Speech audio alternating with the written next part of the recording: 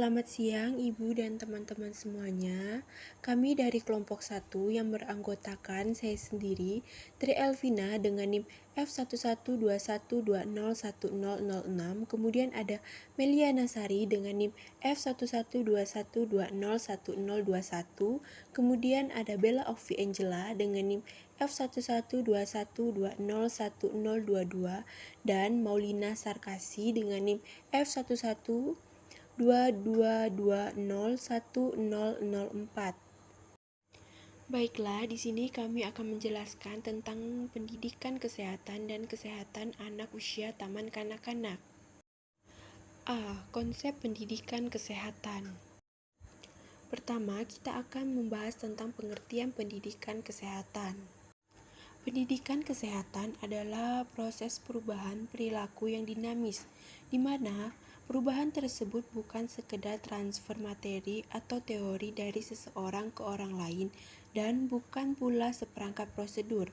Akan tetapi, perubahan tersebut terjadi akibat adanya kesadaran dari dalam diri individu, kelompok, dan masyarakat itu sendiri. Pendidikan kesehatan adalah suatu penerapan konsep pendidikan di dalam bidang kesehatan. Selanjutnya, kita akan membahas tentang tujuan pendidikan kesehatan yang terbagi menjadi 3, yaitu yang pertama, menetapkan masalah dan kebutuhan mereka sendiri. Yang kedua, memahami apa yang dapat mereka lakukan terhadap masalah kesehatan yang dihadapi dengan sumber daya yang ada pada mereka, ditambah dengan dukungan dari luar. Yang kemudian, yang ketiga, ada memutuskan kegiatan yang paling tepat guna untuk meningkatkan taraf hidup sehat dan kesejahteraan masyarakat. Selanjutnya yang C, ada ruang lingkup pendidikan kesehatan yang terbagi menjadi 3 juga, diantaranya ada dimensi sasaran, dimensi tempat pelaksanaan, dan dimensi tingkat pelayanan kesehatan. Selanjutnya, sasaran pendidikan kesehatan, di mana ada sasaran primer, yaitu sasaran langsung pada masyarakat berupa segala upaya pendidikan kesehatan. Selanjutnya, ada sasaran sekunder, yaitu sasaran yang ditujukan pada tokoh masyarakat adat. Diharapkan kelompok ini pada umumnya akan memberikan pendidikan kesehatan pada masyarakat di sekitarnya. Dan ada sasaran tersier. Sasaran ditujukan pada pembuatan keputusan atau penentuan kebijakan baik di tingkat pusat maupun daerah. Diharapkan dengan keputusan dari kelompok ini akan berdampak kepada perilaku kelompok sasaran sekunder yang kemudian pada kelompok primer. Baik, selanjutnya prinsip-prinsip pendidikan kesehatan ada 5, diantaranya belajar mengajar berfokus pada klien, yang kedua belajar mengajar bersifat menyeluruh, yang ketiga belajar mengajar negosiasi, yang keempat belajar mengajar yang interaktif, dan yang kelima pertimbangan usia dalam pendidikan kesehatan. Selanjutnya peran pendidikan kesehatan. Menurut Mubarak dan Cayatin tahun 2009, peran pendidikan kesehatan yaitu untuk melakukan intervensi perilaku sehingga perilaku individu, keluarga, kelompok, dan masyarakat sesuai dengan nilai-nilai kesehatan. Nur Salam dan Effendi tahun 2008 menyatakan bahwa pendidikan sangat berperan besar dalam membentuk mutu kehidupan seseorang, baik pendidikan secara formal di bangku sekolah maupun non-formal di luar sekolah. Karena hakikat pendidikan kesehatan merupakan suatu bentuk tindakan yang dapat membantu dalam proses pencegahan tentang masalah kesehatan dan dalam upaya meningkatkan kesehatan, dengan cara memberikan pemahaman tentang syarat-syarat pemeliharaan kesehatan melalui pendidikan kesehatan. Selanjutnya, metode pendidikan kesehatan ada 3, yakni metode pendidikan individual, metode kependidikan kelompok, dan yang ketiga, metode pendidikan massa. Pendidikan kesehatan pada anak usia dini. Pendidikan kesehatan sangat penting diperkenalkan kepada anak sejak usia dini.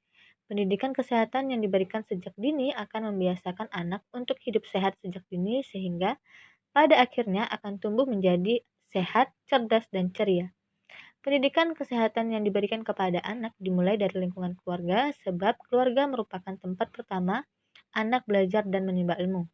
Lingkungan kehidupan seorang anak usia dini adalah di sekolah, rumah sekitarnya, serta sesekali pergi bersama keluarga ke tempat lain. Yang selanjutnya, C. Peran orang tua dan guru dalam kesehatan anak usia dini. A. Peran orang tua. Peran orang tua memang sangat dibutuhkan untuk tumbuh kembang sang anak. Para orang tua harus selektif dalam apa yang akan dikonsumsi seorang anak. Maka, orang tua dituntut untuk lebih kreatif dalam mengkreasikan makanan. Biasakan untuk memberikan pola makan sehat untuk anak. Di masa pertumbuhan, zat gizi yang mengandung energi, protein, vitamin, kalsium, dan zat besi memang wajib dikonsumsi anak. Maka dari itu, orang tua wajib memperhatikan apa yang akan dimakan oleh anak mereka. Para orang tua perlu memberikan perhatian yang benar terhadap gizi anak, karena dengan gizi yang seimbang, maka anak akan terhindar dari berbagai macam penyakit dan akan tumbuh dengan sehat. B. Peran guru. Guru juga dituntut harus mampu memahami dan mengerti kebutuhan dan keadaan yang dibutuhkan oleh anak didiknya selama berada di lingkungan sekolah.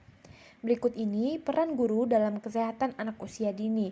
Yang pertama, menanamkan kebiasaan hidup sehat pada anak didik. Yang kedua, melakukan pengawasan dan pemeriksaan kebersihan anak didik. Yang ketiga, melakukan pengawasan dan pemeriksaan kebersihan lingkungan. Yang keempat, melakukan P3K dan pengobatan ringan dalam batas-batas kemampuannya. Dan yang kelima, mengenal tanda-tanda penyakit menular beserta masalahnya dan mengetahuinya. Selanjutnya, ciri-ciri anak sehat. Menurut Kementerian Kesehatan Republik Indonesia, ada 9 ciri anak sehat, yaitu yang pertama, berat badan serta tinggi badan mengalami pertumbuhan yang baik. Yang kedua, perkembangannya memiliki tingkat yang sesuai dengan umurnya. Yang ketiga, terlihat aktif, gesit, dan ceria. Yang keempat, matanya bersih serta bersinar. Yang kelima, memiliki nafsu makan yang baik. Yang keenam, memiliki bibir serta lidah yang terlihat segar. Yang ketujuh, pernafasannya tidak bau. Yang kedelapan, kulit serta rambut tampak bersih dan tidak ada terlihat kering. Yang kesembilan, mudah beradaptasi atau menyesuaikan diri dengan lingkungan sekitar. Selanjutnya, gangguan kesehatan pada anak. Dilansir dari situs Kementerian Pendidikan dan Kebudayaan Kemendikbud, berikut adalah beberapa tanda gangguan kesehatan yang dialami oleh anak, yaitu yang pertama, mudah merasa lelah dan letih. Yang kedua, tubuh terlalu kurus atau gemuk. Yang ketiga, nafsu makan menurun. Yang keempat, memiliki gangguan berbicara. Yang kelima, memiliki kesulitan melihat dalam jarak jauh. Selanjutnya, F. Gejala penyakit pada anak. Yang pertama, demam. Demam pada anak adalah kondisi ketika suhu tubuh anak melebihi 37 derajat Celcius. Demam sendiri bukanlah suatu penyakit, melainkan gejala dari penyakit atau kondisi lain. Gejala utama demam adalah peningkatan suhu tubuh yang mencapai 38 derajat Celcius atau melebihi jika diukur dengan termometer. Yang kedua, tipes. Tipes merupakan penyakit yang umum dialami oleh anak-anak. Gejala tipes pada anak bisa datang secara tiba-tiba atau bertahap dalam kurun waktu beberapa minggu. Oleh karena itu, penting bagi setiap orang tua untuk mengenali gejala penyakit ini pada anak, agar penanganan dapat segera dilakukan. Saat terserang tipes, anak bisa mengalami gejala yang ringan hingga cukup berat. Gejala-gejala tersebut bisa menetap hingga 4 minggu atau bahkan lebih. Yang ketiga, cacar air. Salah satu gejala khas dari cacar air adalah bintik-bintik merah di tubuh yang berubah menjadi benjolan-benjolan bening berisi air yang gatal dan menyebar di seluruh tubuh dalam beberapa hari. Sebenarnya, cacar air dapat dicegah dengan vaksin, namun imunitas tubuh anak memiliki pengaruh besar terhadap kerentanan terhadap virus cacar. Tingkat keparahan cacar ini dan durasi pemulihan pasca cacar air. Yang keempat, cacingan. Anak cukup rentan mengalami cacingan karena anak memang lebih sering bermain di luar ruangan dibanding orang dewasa. Selain itu, biasanya anak juga belum mempunyai atau belum begitu memiliki kesadaran untuk menjaga kebersihan tubuhnya. Jika anak bermain di luar, lalu langsung memegang makanan dan makan tanpa cuci tangan terlebih dahulu, maka ada kemungkinan cacing atau telur cacing yang berasal dari tanah atau air kotor bisa masuk ke dalam tubuh anak dan kemudian berkembang biak di usus. Selanjutnya, G. Teknik pendidikan kesehatan pada anak usia dini. Pendidikan kesehatan anak usia dini dipengaruhi oleh perkembangan pandangan sehat, paradigma pembangunan, faktor determinan kesehatan, dan pelayanan kesehatan dan pendidikan kesehatan. Ada 5 modal pokok yang harus dijadikan landasan dalam pendidikan kesehatan anak usia dini, yaitu yang pertama, peran orang tua. Yang kedua, komitmen politik. Yang ketiga, kebijakan dan strategi. Yang keempat, sistem nilai sosial dan budaya. Yang kelima, pola asuh, asih, dan asah. Sekian pemaparan materi dari kami. Semoga dapat bermanfaat untuk kedepannya. Kami ucapkan terima kasih. Wassalamualaikum warahmatullahi wabarakatuh. Salam sejahtera untuk kita semua.